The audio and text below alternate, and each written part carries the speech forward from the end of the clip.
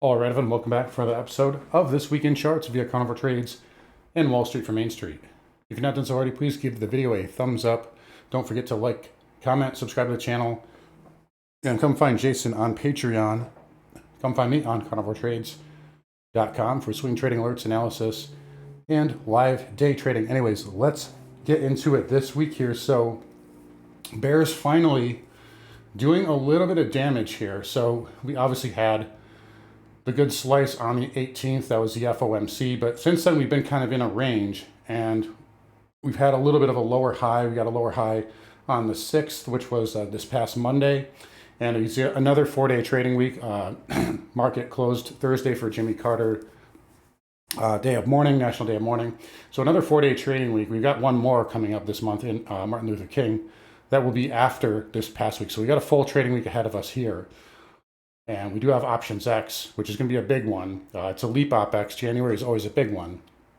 But right now, bear's doing some damage. So we've talked recently about, if you caught the year-end review and 2025 preview that Jason and I did a week or two ago, we talked about possible weakness kind of in maybe quarter one. Now, personally, I thought there was a chance we could go up and maybe make a new high first. But right now, after some of the damage that we've done this week, I'd say the chances of that are much, much lower now, at least in the near term, with bears finally breaking. I've been talking to you guys about this level for 3 weeks now, 58.70 to 58.50, and we did close below both of those on Friday. So bears were finally able. I mean, you got one of the things I said to my members Friday morning is I said, look, this is fourth down, right? So you got first down, second down, third down, right? If they get stuffed here at support again, I think we're going to go break out. And they, to their credit, bears finally getting some damage done here on the chart. Now, the only reason or the only thing I could see here for bulls is, do they pull the rug on Monday, right? So the kind of the new high theory, I'd say that's pretty much out of the question at this point, unless we get a gap up Sunday night and something like this where they sell us off 1, 2, 3, 4, and then you get the gap up Monday morning, Sunday night Globex, where they essentially, sell it into Friday, get everybody bearish, and then they gap and go, basically just taking everybody's shares and taking it up. That's kind of the only scenario I see. I could honestly see us flushing out a little bit more, though, Monday before this particular leg is done. Where are we going to go if that happens? A lot of people are looking at this gap. I don't really care about the gap. I think if we fill the gap, it's actually more bearish, honestly. What I'm looking for here personally at this point is this trend line. And this is a good one. So, I mean, it's only been hit once, and you've got good symmetry. November to August, August to January. So that's pretty good symmetry. And that tells us it's valid. It also kind of coincides with the previous all-time high going back to July. So this is right in the 5,700, maybe 5,675 area. If we were to get down into that area Monday or Tuesday, I think you get a very good tradable bounce off of that. Part of the reason I say that too is because Tuesday we have PPI data, Wednesday we have CPI data. So you're gonna get data points usually when you're trading down or heavily down or heavily up into a big data release. A lot of the time it can signal pivot, some extension, some max fear, something like that. We did have jobs on Friday, and I thought there was a chance the market had of recovering off the lows. A lot of the time if we look at yields, the 10-year, for instance, this is traded up substantially into that jobs data, which obviously was hot, but a lot of the time, when you trade up heavily into something, it gets priced in. I think if yields are still up into CPI, it's likely we're going to get some type of turnaround Tuesday type action, or at least that would be on PPI because that's Tuesday, but you get the idea. It's also an Options X week. I think a lot of this selling has to do with kind of call burning. It's a leap month, right? January. So I think a lot of that is these calls kind of decaying out and getting killed. But in any case, we're looking at this right here. Market right now, bottom line, is kind of being spooked by yields. And, for good reason. We've been talking about that for the last couple of years now. This path is unsustainable.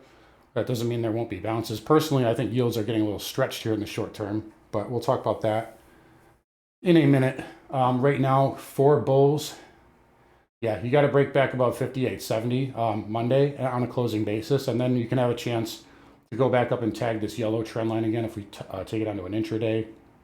You can see that's been a good level right there.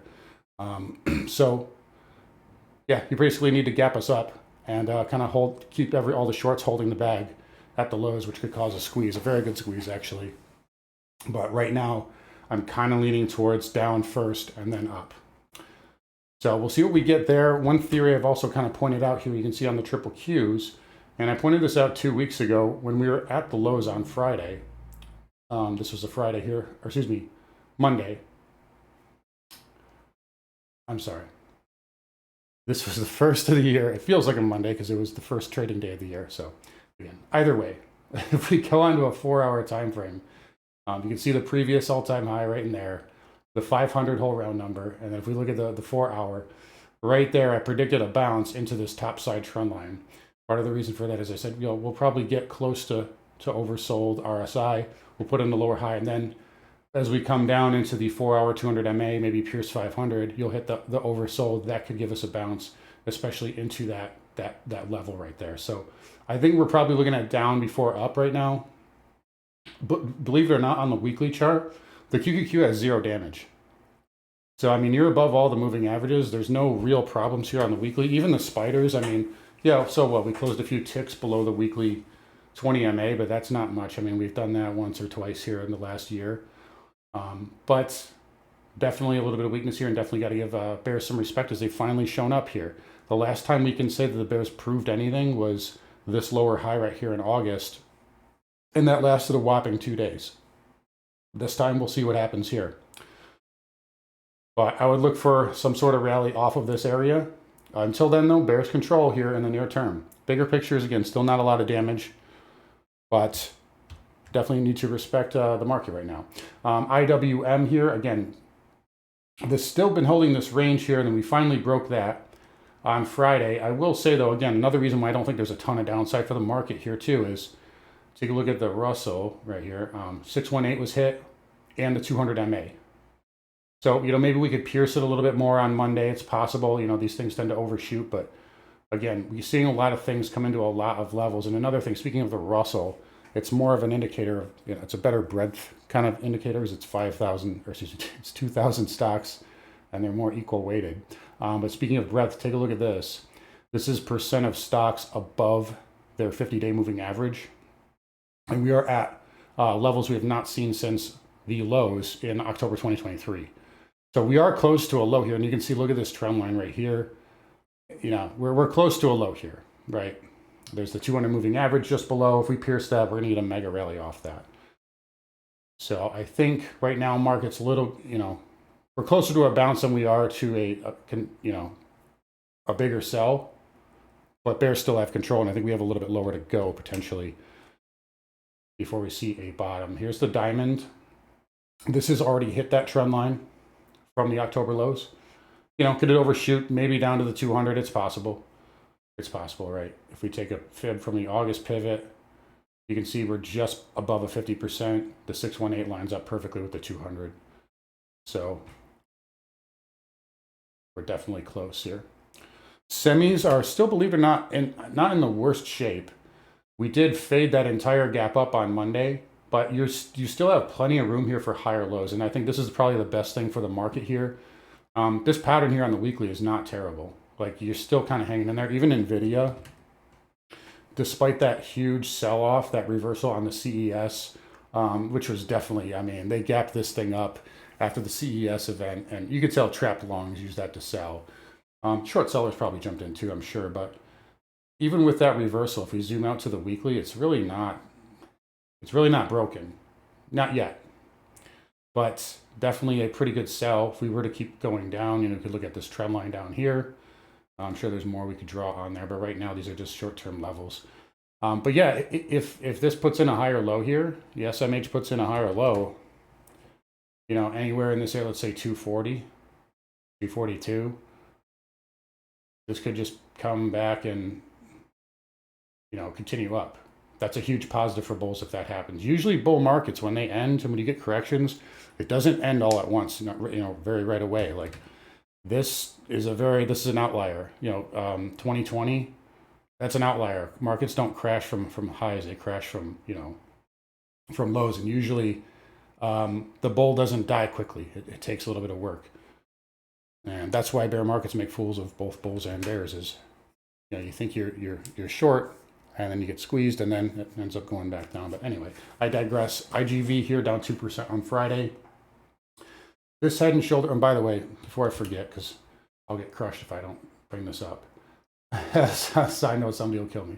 Technically, the head and shoulder here on spiders has triggered. So I'll just put this out here. Another target we could look at would be right down there. So 5,600, that's a little overshoot. But again, going back to that trend line, yeah, it's basically right there. Right, and usually these trend line hits overshoot or undershoot by a little bit. But I brought that up because IGV has it as well, and that is technically triggered. You guys know I like it a lot at $90. So right around here, 89.90. We draw, whoops. All right. We just draw it down. I mean, look, it doesn't lines up perfectly with the 200 MA. I mean, it does not get much better than that, does it? Previous all-time high. This is your back test of your breakout. Weekly 50 MA, daily 200. I mean, you get down there in a straight line. I'll be all over that personally. Dow Transport's on the weaker side, so looking more like a bear flag here. We tested the 20 MA and got rejected with volume on Friday too. So still looking at this trend line here on the weekly. The 200 MA on the weekly is a little bit below that if we were to overshoot. So I thought we could have a chance to get through to 16.2 and then maybe counter trend up to 16.6 before down, but that wasn't in the cards. So we got to pivot when we see things change here. 2-year yield, again, this is your biggest bear case. I've been telling you guys this for months and months and months now. And a lot of people don't understand, a lot of PhD economists don't understand this, which I think is amusing. But this is what the Fed funds goes off of. It's the 2-year, not the 10s. The 10s is for the real economy, but that doesn't matter to markets. This is what matters here. And you see the yellow line, that's effective Fed funds, 4.33. We are above that. If that continues, you know what that means. We are not talking about cuts anymore. We're talking about hikes. That's just a math thing. That's just the way the banking system is set up. So take it up with them, not me. But that has got to come down. Otherwise, we have a big problem. 5s also breaking out here. 10s breaking out. We got to our 786. Look at that. And we had a 1-day pullback, a 2-day pullback. 30s touched 5%, and they're close to the old highs. I think it's possible that they can maybe go up and touch the old high, maybe pierce it. I would think though by this week though we're going to see this is just my thought here. I think we're going to see a pivot, at least in the short term, in yields. So especially going into, we just had the jobs data. We're going to have PPI, CPI next week. I would think it's going to look something like this next week. I think the market is very much priced in a hot numbers across the board, and a lot of people are short bonds. And if this trade gets too crowded, we could see squeezing. But I don't think they're going to come down for a long time or for a substantial amount. There's higher floors in yields now permanently. I've been saying this for years. So just make sure you understand that. I'm not calling for massive deflation or anything, but I just think in the near term positioning is stretched. XHB, interesting. So it is starting to roll over. We still haven't filled out that head and shoulder target. And there is a whole round number there right at 100. And there's some more support just below. You can see right there. Let's go to a 2-year. Right there. So not much farther to go for home builders. What's interesting to me is that on Thursday, Wednesday, because the market was closed Thursday, but Wednesday, home builders were significantly green. And if we look at yields, yields were green too. I think home builders may be, and it's just theory, and even on Friday, we didn't take out Wednesday's low on the XHB.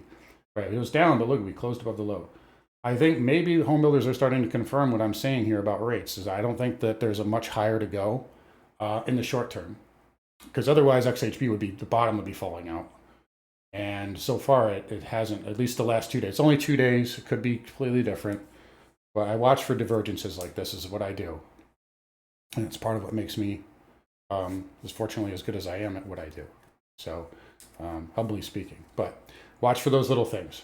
VNQ, on the other hand, is confirming, right? So REITs more and more in that boat here. Now, and again, Wednesday, we had a nice reversal, even with yields up. Friday, big sell here on volume. It is into some weekly support, though. So you have the 100 weekly, and then you've got all these pivots right here. So this is where it broke out of. It's getting back tested. So I think we might be looking at, you got a gap right there too. We might be looking at a down and then kind of up later in the week, I think. But we talked about this too. I told you guys, this should have bounced right here, and it bounced, quote unquote bounced. I mean, this is not even a bounce. This is a dead cat for 3 days. And then we went down and I said, there's a red flag here. Don't be long VNQ, because this should be, if it's strong, this back test, we can draw it in. This back test should do that, right? And it didn't. So that was a sign of weakness. Anyway, financials here finally showing some weakness as well. Again, you got a gap right there in the XLF. I like it more at 46. Again, these are just short-term levels, right? Right in that area. And then you got the 200 MA just below it. This did not build a lot of support on the weekly after the breakout either. So if you really come down, we could be looking at 42. You know, 41.50, 41.75. I'd say 40. I'd say 42. Go right there. At the trend line, that old trend line too. So anyway, XLF week, KRE week as well. Again, I thought these would have a chance to have one more kind of counter trend up, but that wasn't the case. Now, I will say though, there's still a lot of support here. It took 4 months to break out of this area. It's not just going to go right through it. You know, at least not through all of it. It can retrace some of it. But right now, 56, if you're wondering where I'm getting that from, that was the pivot that we broke through during the regional bank crisis. So I think a back test of that makes sense. It's not that far off. And then the the 200 daily just below that. And you can see KBE too, right in this little middle spot there around 52 with the 200 MA as well. Broker dealers, finally, is this it, guys? So I come in here every week, we talk about the broker dealers and how ridiculously strong they always are, but we now have, I would say, a very high chance of this being a lower high now. Technically, you already had one right there. I won't count that, though. It's kind of minor. This, I would say, is major. If we take this out, that's a lower high. Now, if we go to the weekly, you can see what I mean more, right? You never really had, outside of this one outlier, which was the August swoon. If we just pretend that tail doesn't exist, we just stayed inside of this uptrend here. We now have a lower high there. And again, be careful. I say this all the time, but this is borrowed time here. This is unsustainable, that extension. So right there too in 2021. So beware. All right, let's get on to oil, guys. So again, I talked about this on my website, and I've been telling you guys pretty much every week here, but if you want to go check that out one more time, I wrote this on December 28th, but you can see made the case essentially for the next energy bull market, and that is on my website there. But yeah, called for a strong Q1, and so far oil is up for the year from 72 to got all the way up to 78 in just a few trading days. Yeah, so very nice move here. There's a little short-term extended. We got into this pivot here, and we kind of pulled back. But it is very, I don't like that gap right there. That should have to fill. But very good move here for oil. It's acting well. My XLE is doing well as well. Look at the lows here. I made the case for there being a low here very soon. And I wrote that article 28th, so that was on after the 27th. Up, you know, $4 or $5 here on XLE already. My Exxon is having some trouble, though. I don't like what my Exxon is doing, but you got Chevron, you know, Conoco. they're acting better. XOP, there you go, 125 to 142 in, a few weeks. OIH, 260 to 285. So these are getting nice bounces. This is kind of what the January effect is. You see that tax loss selling at the end of the year leaves a lack of sellers in the beginning of the year. And usually, energy has a strong quarter one anyway. Made the case for that as well. All right, uranium is having a little bit of trouble here. So again, a good move on, this is the beginning of the week. And just like semis, actually, it's almost funny how they're trading kind of with semis this week. Look at that gap there on the SMH and then down last couple of days. But yeah, we're finally getting down into that 49.50 area. We pierced it by a little bit. The only thing I don't like with CCJ here is if you lose 48 or so, there's not really a lot of support down to like 44, right? I mean, if you look at the weekly, it just didn't really build anything on the way up. It just shot through it. So that would be my concern. I don't like how it has a tail and then it closed at the lows of the week. So uranium is still doing some backing and filling here. URNM also, near the lows as well. These are probably going to become hated again at some point, and I think that could be an opportunity. Because look at it, I mean, like they have not done much. I mean, you have other names like ACLO and like SMR that are still acting well, but these ETFs that are broadly kind of spread out are not performing as well. But nonetheless, I still like them long term, as you know. Nat gas continuing up here as well. Again, it's been cold, even in Florida here lately. We just had several days I think the highs are in the 50s. And I know you guys are going to dunk on me in the comments, and but it is colder than normal for sure in the winter. But you also have the kind of deal expiring with Russia and the EU. So maybe that's a new regime now. New nat gas at $4. Just be careful; it's volatile. I was really hoping it would get down to 325 or so. Right here. Maybe on Monday, but it didn't quite get there. So it's still very strong. Just be careful on the G contract, which is current. I don't like using continuous nat gas because this is just data. It's not where actual buyers and sellers are. But you can see on the G contract, there's still a lot of supply up here. That's probably why it backed off at 420. So I haven't messed with nat gas in a while, but it's strong and it trends when it goes. All right, anyway, let's get on here to the dollar. So we talked about yields. Again, same kind of concept there as the dollar. We hit the 618. It did get through that. The thing is, when currencies reprice and they make trend moves, they can go farther than anything. And I found that out the hard way in the past. But let me redraw that. There we go. If this somehow gets through all this, we could be looking at 111.50. There's, 111 to 111.50. That was that big red breakdown bar. Does it have that much gas? I don't know. Remains to be seen. I think positioning is really crowded to the long side. I think the euro could surprise people here soon, especially with the data we have coming this week. But hey, dollar strong, and it is a wrecking ball on other emerging markets. I think emerging markets are close to a low as well, especially if the dollar comes in. My favorite and probably my best performer lately right now is gold. Let's take a look here. So I've mentioned this over the last couple of weeks. All right, look at the dollar. Look at the 30-year, right? And look at gold. Does this look normal? No, we've been told for 20 years when rates go down, gold goes up and vice versa. This should be doing this, right? And it's not. It's not, is it? Look at here. I mean, right into this little trend line here. What do we have? What have I been telling you guys? What's the two words I've been saying? Tightening range, right? Well, lower highs, higher lows. That's a tightening range. This looks like it's coiling for a breakout. And if I'm right, and by the way, nice weekly inside bar pattern. But if I'm right and yields do top out, this is going to take off to 3,000, I think, by early quarter two. I know Jason's conservative. He thinks by end of year. I think it's by early quarter two. But especially if yields stall out here. And again, I'm not saying they have to top, but if they just stall out and pull back, this will be a cannon to 3K.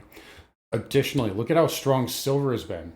That is 6 days in a row green with yields in the dollar green. Okay, look at this. Let me get rid of this old line. Same kind of pattern. falling wedge on the weekly. So this is getting ready. Let's look out. I mean, just zoom out here. It's getting ready here. Monthly 20 MA is catching up. So I like metals, and guess what? Platinum finally showing, right? Had that wedge breakdown. I got to adjust this because the contracts. But yeah, look at that. Fake out again, and then up.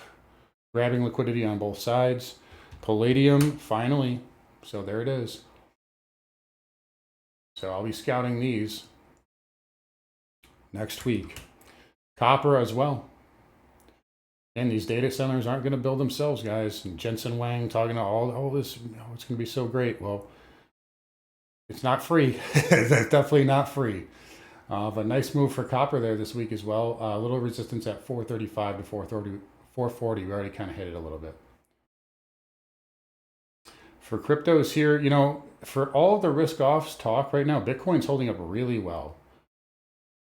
Like, it did sell off this week, but it was actually green on Friday. And again, we're still holding this 91K area. It gets concerning if it breaks below that and holds it. I wouldn't be concerned with a one-day break. It's got to confirm to me. Because just like right here, we can break out of range. And the longer you stay inside of a range, a lot of the time the first move is fake. So just be aware, you know, they could slice it down and then just pull liquidity and push us towards 115. But take a look at and here's the other thing too. Here's the big positive for bulls, market bulls in general. Like, look at the alts. Like, Doge was up yesterday, Doge is up today. Pepe is up the last 2 days, right? Cardano's having a really strong consolidation here. This doesn't look XRP up another 9. That's a good pattern there on XRP. I'm not really seeing the weakness in, you know, if this is risk off, these alts should be getting crushed. And they should have been getting crushed for weeks. Whereas the market, you know, typically the way that it works is risk tops out first, right? NASDAQ topped out in November. S&P didn't top out until December. You know, you look at ARK, right? This topped out, gotta go all the way back here. This topped out in Feb 2021, right? And then the market topped in all the way at the end of the year. Right? So usually risk tops first. I'm not seeing that in crypto. So that's something for bulls there. Additionally, I think metric-wise, we're, you know, positioning-wise, sentiment-wise for sure, we are near a low. Yeah, let me show you a few more things there. These are important. So sentiment, more bears, I think, than the highest since August 8th, which was right after the big swoon. Bulls declining every week.